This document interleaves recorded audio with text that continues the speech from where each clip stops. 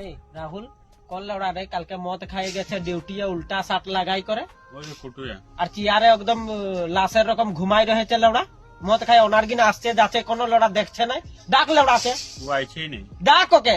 লাউড়া মদের নামে লাউড়া আরো কিছু খানো ফল ডল খা লাউড়া মদ রাতে খাবে আর সকালে মুতে দিবি কি আরাম পাবি রে বালের ওইটাই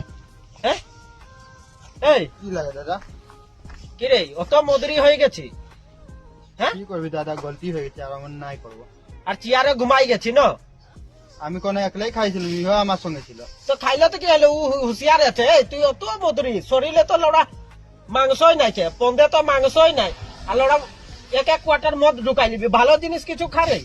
তোরা লড়া বিদেশে পয়সা উড়াতে আসেছি ওকে তো আমি কিছু নাই বলেছি। তোরা কেন ছকরি শাদি নাই করবে যদি করেও এক মাসের উপরে নাই টিকবে লাড় চাটবি লেওড়া কিনা